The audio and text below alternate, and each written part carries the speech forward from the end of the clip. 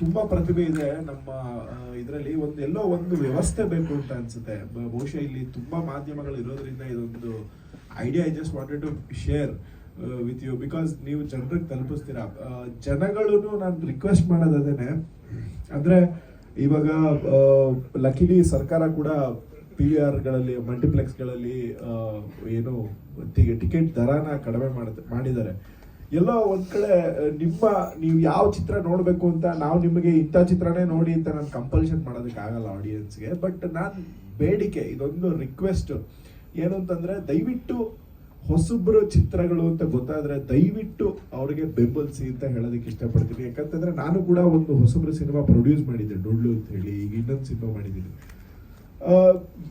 Unless ಈಗ ನಾವು ಅವ್ರನ್ನ ದೂಷಿಸೋದು ಇವ್ರನ್ನ ದೂಷಿಸೋದಲ್ಲ, ನಾವು ಫೈನಲಿ ನೀವು ಬಂದು ಆಡಿಯನ್ಸ್ ಥಿಯೇಟರ್ಗೆ ಬಂದು ನೀವು ಅದನ್ನ ನೋಡಿದವ್ರದ್ದು ಅದು ಬೇರೆ, ಅದೇ ದೊಡ್ಡ ಆಶೀರ್ವಾದ ಅಂತ ನಾನು ಹೇಳೋದಕ್ಕೆ ಇಷ್ಟಪಡ್ತೀನಿ. ಮತ್ತೆ ಎಲ್ಲೋ ನಮ್ಮ ಇಂಡಸ್ಟ್ರಿಲೂ ಒಂದು ವ್ಯವಸ್ಥೆ ಆಗ್ಬೇಕಂತ.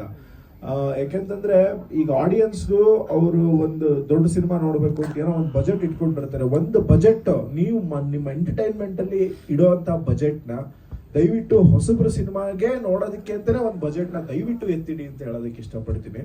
ಮತ್ತೆ ಅಟ್ ದ ಸೇಮ್ ಟೈಮ್ ಎಲ್ಲ ಇಂಡಸ್ಟ್ರಿಯಲ್ಲೂ ಯಾವುದೋ ಒಂದು ಪರ್ಟಿಕ್ಯುಲರ್ ಮಂತ್ ಅಥವಾ 2 ಮಂತ್, ಯಾಕೆಂದ್ರೆ 120-130 ಸಿನಿಮಾಗಳೆಲ್ಲ ರಿಲೀಸ್ ಆಗ್ತಾ ಇದೆ. ಐ ಥಿಂಕ್ ಅದಕ್ಕಿಂತ ಜಾಸ್ತಿ ರಿಲೀಸ್ ಆಗ್ತಾ ಇದೆ ಅಂತ ಅನ್ಕೊಂತೀನಿ. ಯಾವುದೋ ಒಂದು particular month, either it is June or July, ನಿಮಗೆ ಯಾವುದು ತುಂಬಾ ಫುಟ್ಫಾಲ್ಸ್ ಕಡಿಮೆ ಆಗುವಂತಹ ಮಂತ್ ಅಂತ ಅನ್ಕೊಂಡಿರ್ತೀರ, ಅದೇ ಮಂತ್.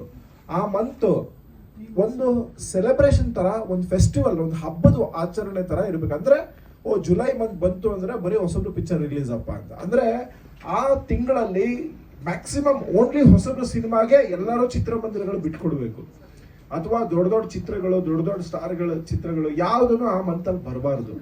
ಅಂದ್ರೆ ಆ ಮಂತ್ ಬಂತು ಅಂತಂದ್ರೆ ಅದು ಓನ್ಲಿ ಹೊಸಬ್ರ ಸಿನಿಮಾ ಅಂತ. ಅಂದ್ರೆ ಹಂಗ ಆದಾಗ ಅಂದ್ರೆ ನಾನು ಎಲ್ಲಾ ಹೊಸಬ್ರ ಚಿತ್ರನೂ ಪ್ರೋತ್ಸಾಹಿಸಿರ್ತೀರ ನಾನು ಹೇಳ್ತಾ ಇಲ್ಲ. ಯಾಕೆಂದ್ರೆ ಕ್ವಾಲಿಟಿ ಇರುವಂತ ಪಿಕ್ಚರ್ ತುಂಬಾ ಪ್ರಯತ್ನ ನೋಡಿ. ಇವ್ರನ್ನೆಲ್ಲ ನೋಡಿದ್ರೆ ಎಷ್ಟು ಅವರು ಸುಖೇಶ್ ಮಾತಾಡಿದಾಗ್ಬೋದು, ಭರತ್ ಮಾತಾಡಿದಾಗ್ಬೋದು, ಶಶಿ ಮಾತಾಡಿದ, ಇವೆಲ್ಲ ಕೇಳಿದಾಗ ಹೆಂಗ ಅನ್ಸುತ್ತೆ ಅಂತಂದ್ರೆ, ಅಂದ್ರೆ ಈ ಒಂದು ಟೈಮಲ್ಲಿ 25 ದಿವಸ ಕ್ರಾಸ್ ಮಾಡಿ ಇನ್ನ ಪಿಕ್ಚರ್ ಓಡ್ತಾ ಇದೆ ಅನ್ನೋದು ಬಹಳ ದೊಡ್ಡ ವಿಷಯ, ಸರಿನಾ? ಅಂದ್ರೆ ಇಂಥ ಒಂದು ಪ್ರಯತ್ನ ಎಲ್ಲರಿಗೂ ಮಾಡೋದಕ್ಕೆ ಅದೊಂದು ಫೈನಾನ್ಷಿಯಲ್ ಸಪೋರ್ಟ್ ಸಿಕ್ಕಲ್ಲ ಅಥವಾ ಇನ್ನೇನೋ ಸಿಕ್ಕಲ್ಲ.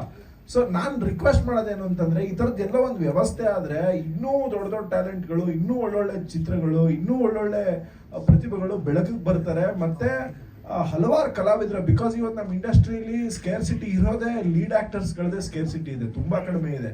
ಅಂದ್ರೆ ನಿಮಗೆ ತೆಲುಗು ಚಿತ್ರರಂಗದಲ್ಲಿ, ಬೇರೆ ಚಿತ್ರದಲ್ಲಿ ಟೈರ್ 1, ಟೈರ್ 2, ಟೈರ್ 3 ಒಂದೊಂದು ಟೈರ್ ಅಲ್ಲೂ you will get minimum 15-20 heroes ಸಿಗ್ತಾರೆ. ನಮಗೆ ಇಲ್ಲಿ ಬಹಳ ಬೆರಳೆಣಿಕೆ ಅಷ್ಟೇ ಇರೋದು.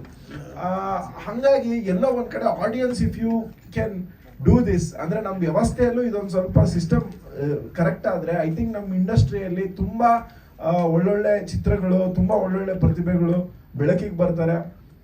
ಮತ್ತೆ ಅವರು ಕೂಡ ದೊಡ್ಡ ದೊಡ್ಡ ಸ್ಟಾರ್ಗಳಾಗುವಂತ ಒಂದು ವೇದಿಕೆ ಸೃಷ್ಟಿಯಾಗುತ್ತೆ ಅನ್ನೋದು ನನ್ನ ನಂಬಿಕೆ. ಇದು ಮಾಧ್ಯಮ ಇದೊಂದು ವೇದಿಕೆ ಸರಿಯಾಗಿದೆ ಅಂತ ಅನ್ನಿಸ್ತು ಹೇಳೋದಕ್ಕೆ. ನೀವೆಲ್ಲ ಮಾಧ್ಯಮದವರು ಇದನ್ನ ತಲುಪಿಸ್ಬೇಕು ಅಂತ ಹೇಳೋದಕ್ಕೆ ಇಷ್ಟಪಡ್ತೀನಿ. Thank you media, thank you so much.